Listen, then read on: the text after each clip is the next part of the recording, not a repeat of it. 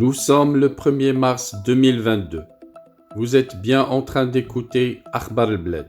Bienvenue sur votre chaîne préférée. En Algérie, Sonatrach trébuche. Une peur de fâcher la Russie et une envie d'approvisionner l'Europe. Un rétropédalage du président de Sonatrach de peur de mécontenter la Russie. Avant d'écouter les détails, n'oubliez pas de vous abonner à votre chaîne préférée Akhbar al-Bled, mais surtout n'oubliez pas de cliquer sur la cloche pour être sûr de recevoir à chaque fois qu'il y a du nouveau un bip qui vous invite à être les premiers à écouter l'information. Bonjour. Approvisionnement en gaz de l'Europe par l'Algérie, un rétropédalage du président de Sonatrach de peur de mécontenter la Russie. Le PDG de la Sonatrach vient de déposer une plainte contre le quotidien algérien Liberté, l'accusant d'avoir manipulé et déformé ses propos.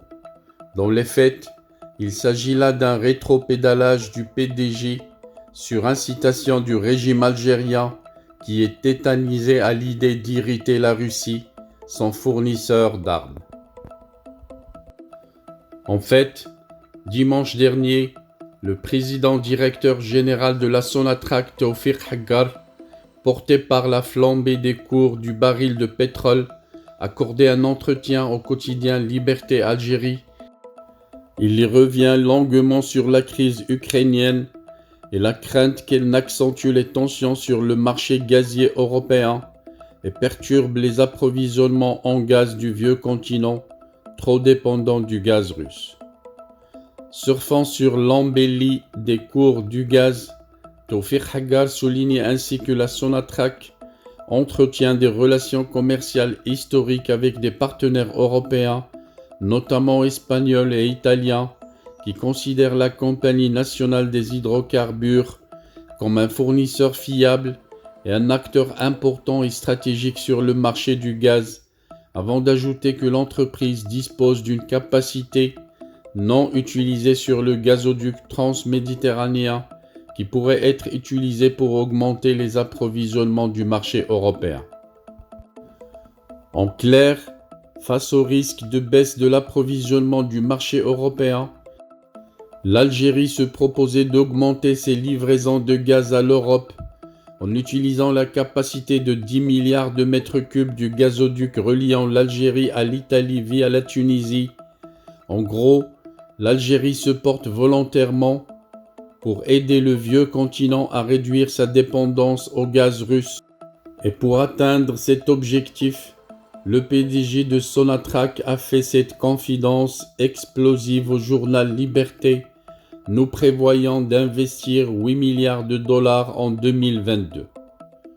Le PDG de la Sonatrach n'avait pas totalement mesuré les conséquences de ses propos.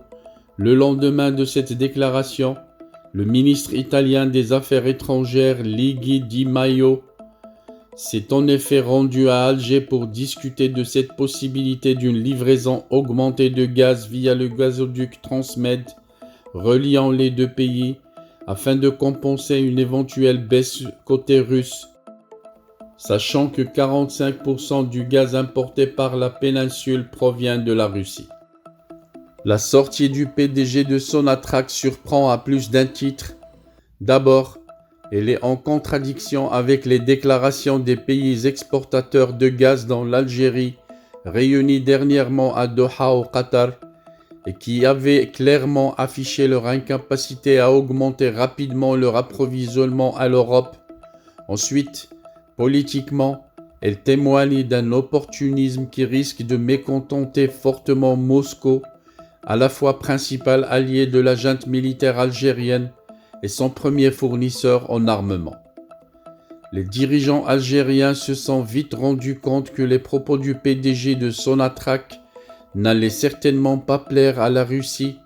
Conséquence, ordre a été intimé à Tawfiq de faire rapidement un rétropédalage en jetant la faute sur le journal, propriété du milliardaire Issad Rebrab, qui aurait attribué au PDG de Sonatrach des propos fictifs.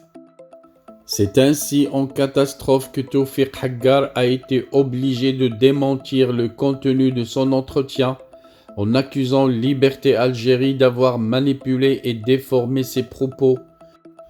Son démenti a été diffusé par l'agence officielle de propagande du régime, APS.